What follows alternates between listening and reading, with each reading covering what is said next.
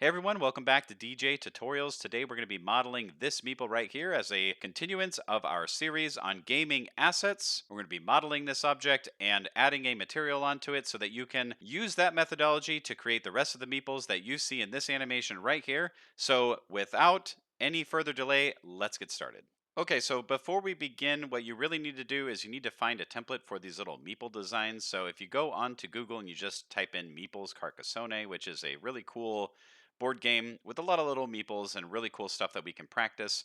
If you go down the list here, you're going to see some different things, and you can see there's a template set right here, and there's a template set right here, and you should be able to save those out as an image to use, which we're going to bring into Blender. So here we are inside of a fresh default scene. I'm just going to get rid of this down here at the bottom so that you guys can see what's going on down here with the mouse commands and the key presses. I'm just going to grab everything here or select it all and delete it. And we're going to go to a top view with 7, and we're going to left click and drag that template that we found and pull it into the scene. And what we want to do is just select this thing, grab it, and move it to the middle of the scene. And to see through it, let's go to our properties right here, turn on opacity, and drag that down so that we can see through it a little bit and see the grid behind it. And we want to just sort of center this a little bit more like this in the middle as best you can. And we're going to start to model this with a quad-based system. Now, if you want a more detailed beginner's tutorial on quad-based modeling with a realistic object, you can check out the link in the video description about modeling a wrench. But let's start by adding a plane here. And let's zoom out a little bit, and you can scale this in object mode. Just remember that if you scale it this way, that you press Control A and apply that scale whenever you're done scaling it, because that's going to mess with some of our modifiers later. So let's go into edit mode with tab, and we're going to scale this down, and we're going to move this up on Y and put it just about there.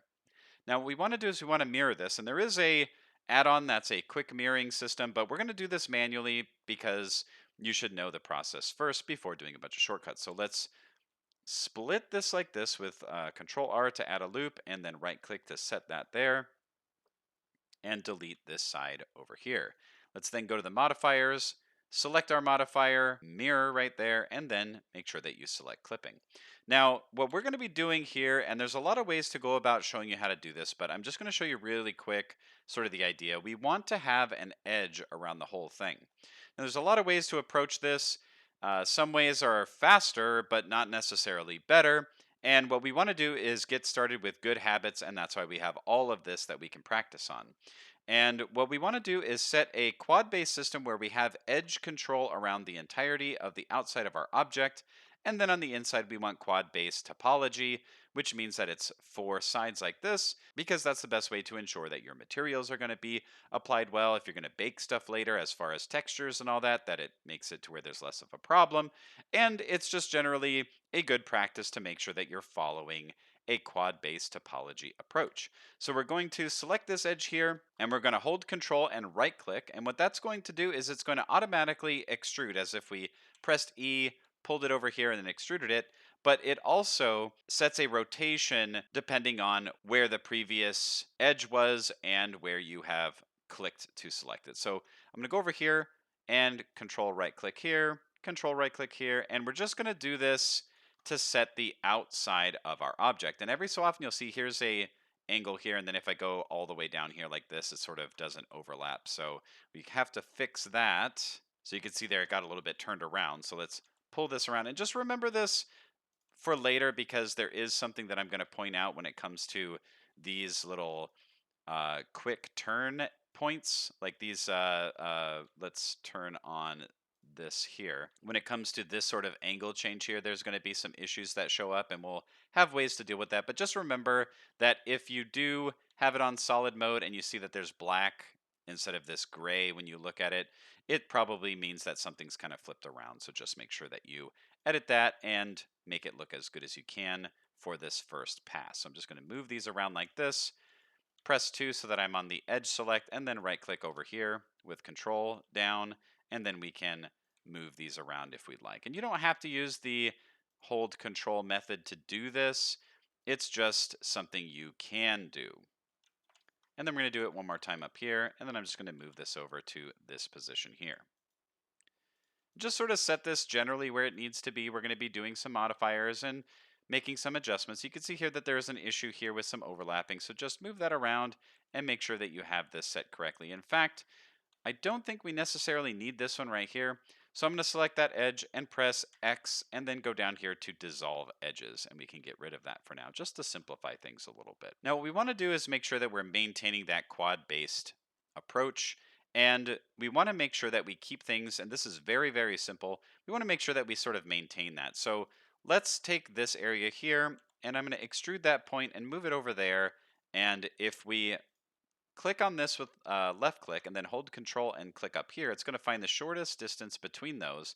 And then we can press F to make a face right there. Pretty simple. And next, what we'll want to do here is we are going to take this, we're going to extrude this point out, hold control and left click so that we grab all of these sections here, hit F, and do the same thing down here, hit F. And you can hold shift to select those two. You don't have to do it the way that I just did it there, but I do find that the holding control is a little bit faster to do. So we can also do, instead of just extruding these simple points here, is we can take these and we can extrude these edges as well like that. And you can see that it's made this little quad right here. And we could take those and hit F so that we have that there. Now down here, we're going to run into a little bit of an issue, but I kind of want to show you what this looks like first before we handle that issue. So if I select these edges here, and then I press F, we have a nice little quad system here. Even though that's really large, at least it's quad based, right?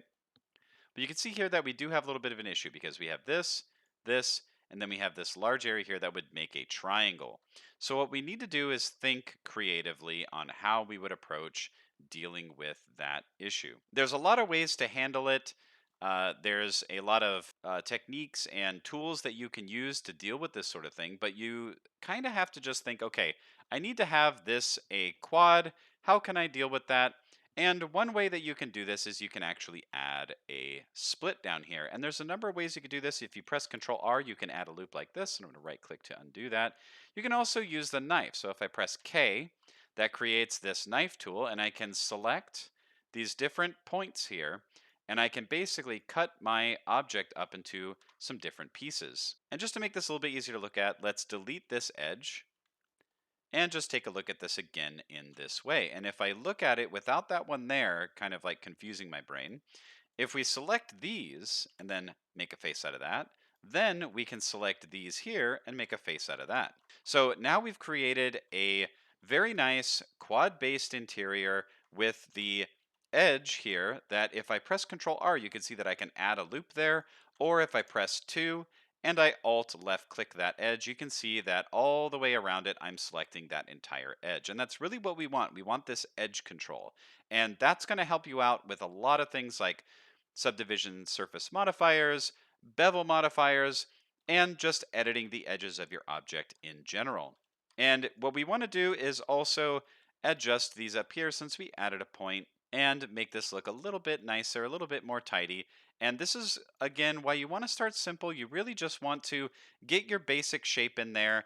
Don't worry too much because we're going to add a subdivision surface modifier to sort of make this look a little bit more rounded and all that kind of stuff. But you want to start simple. I can't stress that enough. You really want to start simple when it comes to at least starting to create these models. Now, just so that you understand how to do some of this other stuff as far as like deleting and dissolving and splitting things up. Again, Control R adds a loop where you can add that and move it around if you do it like this. I'm going to undo that. You can use the knife tool again to slice across an object. I'm going to hit escape to undo that. And then you can select these different objects or these different loops like this here. And if I press Control X, that's going to dissolve that edge. And you can see that it just kind of treated it like, you just got rid of that altogether. I'm going to undo that. And if we take a particular point, you can press Control X as well, and that'll dissolve that, but you can end up with this giant weird piece like this right here. So those are things that you can do while you're adjusting and moving things around to make sure that your object has this quad-based system. So let's make this a little bit more, I guess you could call it finalized, okay? So we're gonna add a subdivision surface modifier here by putting that right there and make sure that it's underneath your mirror modifier. And we're gonna make this 2 view, the levels in the viewport to a 2 so we can see what this looks like. And all of a sudden it's become like a little starfish or something, right? So we definitely need to add some geometry here to make sure that everything works properly, but I just want to show you how some of this works. So if I select this right here that says on cage, you can actually pull these things around like this to adjust it. But sometimes that gives you an unrealistic idea about where these points are actually. So sometimes I don't really use that unless I absolutely have to. And you can see that this edge here, when we move this around, we're actually moving this large area. And then the interior bits don't really do a whole lot. They will later, but just keep that in mind as we start pulling these around. So you'll notice that as you pull these things around, they're not exactly doing what you might want it to do. They're sort of it's still very sort of like soft as far as the edges, and you're not really getting a whole lot of control over the sharpness of particular edges. So to make this a little bit more clear what we're trying to do, let's go to a different view here. I'm going to go into object mode, and I'm going to add a solidify modifier. And we're going to move this above our subdivision surface modifier. And instead of doing simple here, we're going to make this complex. And we're going to hold shift, left click, and drag this down. You can see there that there is a thickness now on our meeple. And if we look at this from a front view, you can see that there's the thickness there. And if we look at the top, it looks a little bit different. But if we go into edit mode, you'll see that there's nothing really to edit because we're using a modifier to create that thickness there. And every edit that we do on this very simple shape is going to be reflected on all the modifiers that we do, including the mirror modifier and the subdivision surface modifier. And if yours doesn't look like this, press 3, press A to select all, and I'll just show you really quick. You don't have to do this, but you'll see these little blue lines. That's the normals. That's the way that these faces are facing. Sorry for the redundancy, but that is what it means. And if you see some poking this way and then some poking out of the top, go to Mesh, Normals, Recalculate Outside, and if it's flipped the other way, go to Mesh, Normals, and then flip, and it'll go a different direction. So it should be going down, not up like this. So let's go back and flip that the other way. So if we add a bevel modifier here, and we're going to move that above the subdivision surface modifier, you can see that that's basically now making it to where our shape is a little bit more easy to look at. We can actually see some of these more sharp edges instead of it just looking like kind of a soft, blob, okay? And in this bevel modifier here, if I move this out and we take this and we move this to percent instead, we can control, if we hold shift, left click and drag, we can control how much of that bevel is actually happening. Let's just turn off this background really quick so you can see what's going on. You can see that I'm increasing that bevel, and you're not really sure where those bevels are, and we can control that with this right here, this angle method. I'm going to take this and I'm going to change this to an 89. So it should only do anything that's above an 89-degree angle change, and then we can change that like this here. And you can make it a very small bevel, or you can make it a very large bevel. And if we right click, shade smooth, now we have a more smooth shaded object, but you can see that there's these little areas here that kind of look weird. So let's address some of these areas that need to be more ironed out, and some areas that might need to be a little bit more sharp. And what I'll do here is I'll actually split this panel, and we can move this one on the right to kind of look at it from this angle like this. And at the top, we can control our editing like this here. And I'm just going to make the screencast keys a little bit smaller. So hopefully that's going to be all right. So let's go into edit mode and let's just take a look and do some edits to our object. So one thing that we can do to sharpen up some of these edges here is if I hit N, go to item, you can see that there's this thing right here that says crease. And if I move that up, you can see that it has an effect on those particular areas. And if we press 1 and select this vertex right here, we can make a crease there as well. And if we take all of these sections, add a crease, and then this one right here and add a crease, you can see that that's making that particular shape there. It doesn't look great, but I'm just showing you that it's something that you can do, okay? And then this area right here, if we wanted to add a crease right here, this one can actually work. You can see on the side over here that it's making that look a little bit more round. And if we go to a top view, turn on our template behind here and then go to the wireframe here, you can see that it's lining up with that a little bit more accurately. And you can play with this crease and get it kind of set where you want.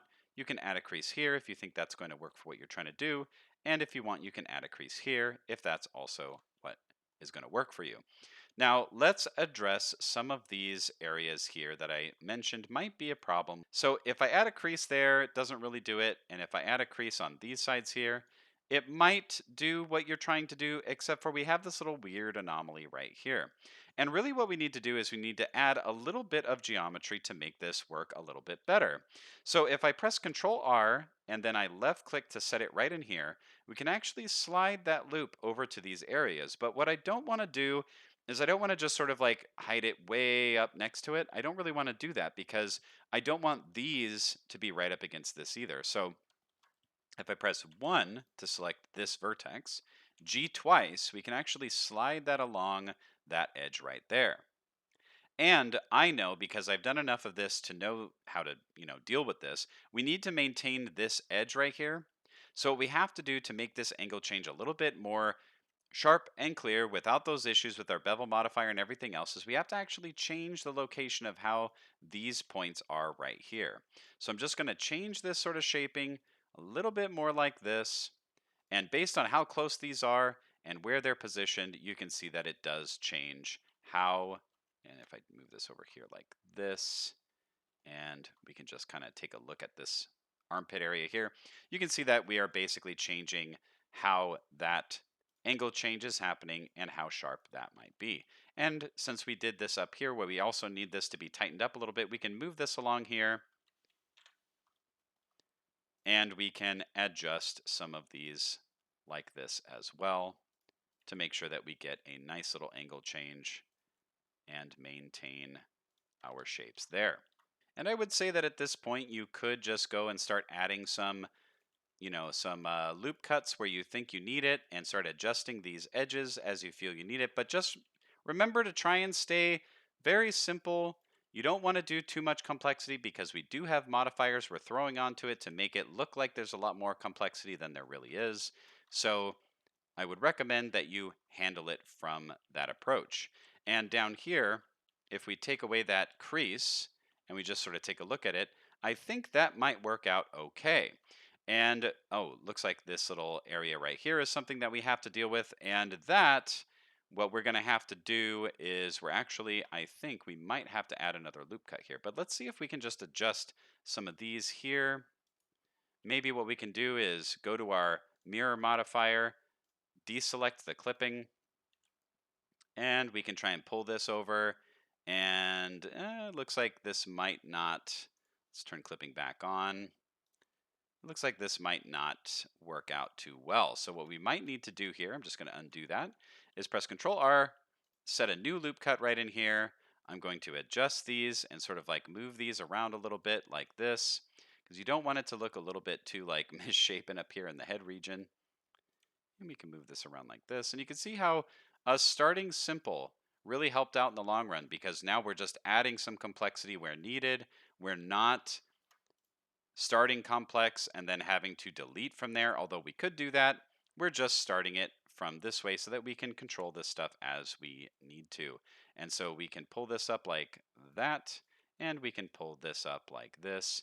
And you can see that we're now creating this a little bit more acceptable shaped area right in here, and that deals with that issue. Then what we'll want to do is we'll just need to make sure that our bevel here is set where we want it. So if you want less of a bevel, like maybe I want it something like this right here, and then we can make the solidify, make it the right thickness on how thick you want it. And if you want to add a little bit of complexity, you can increase the number of subdivisions to make it a little bit more round like that right there.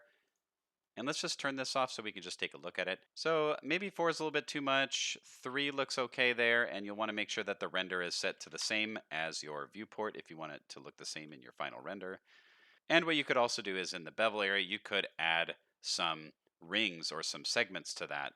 And if I turn off the subdivision surface modifier and we bring this down, basically what you're seeing here is that there's just one bevel angle change there. And if you add more segments, It's basically adding complexity and tightening some of that stuff up, and you can adjust that bevel like this here.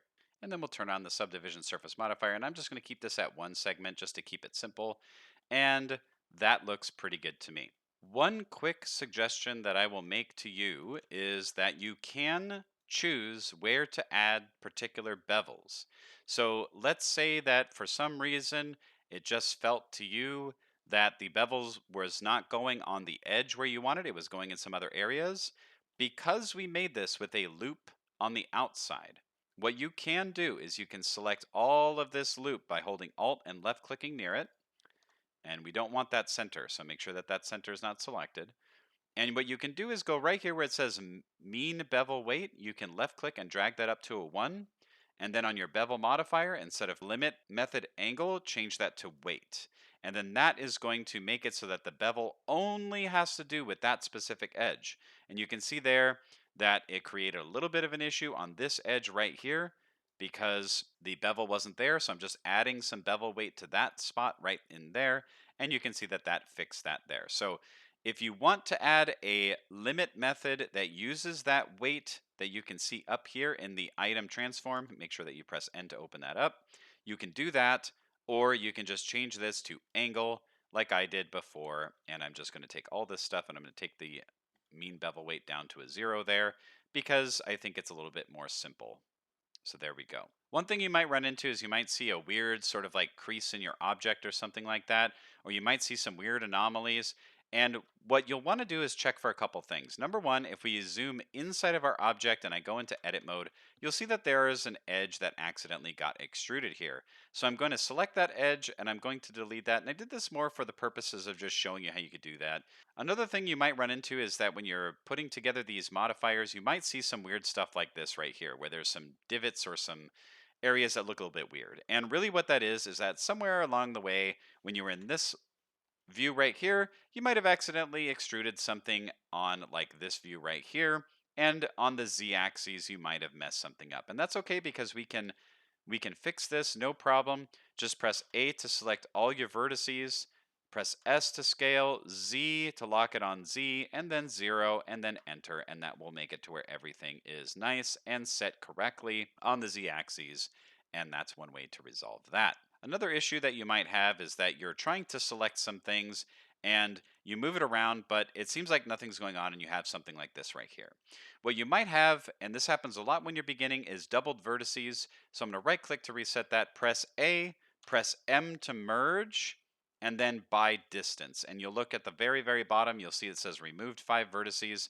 That means that I had 5 vertices. And these were all just things that I put together for you to take a look at in case you're running into any of those issues. And again, if you have any issues where something seems a little bit weird, like this right here, looks like it is not correct and you have something like that going on, it is most likely that you have some normals in the wrong place or in the wrong direction. So press A to select all, mesh, normals, recalculate outside, and if it's going above the scene like this, mesh, normals, flip to make it go down. Okay, so let's add a material to this. What we're going to do is go over here and we're going to, if you haven't split this over here, just left click and drag this top area like this, change this to the shader editor, and then we're going to, let's just get rid of that there.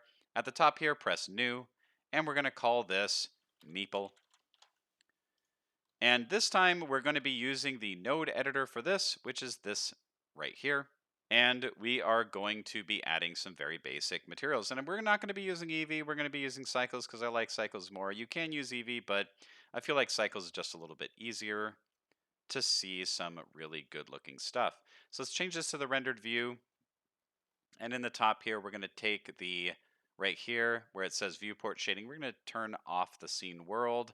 And we're going to have this right here, which is a really nice HDRI that is lighting our object. I'm going to change the base color here to like an orange, whatever you might want to do for your color.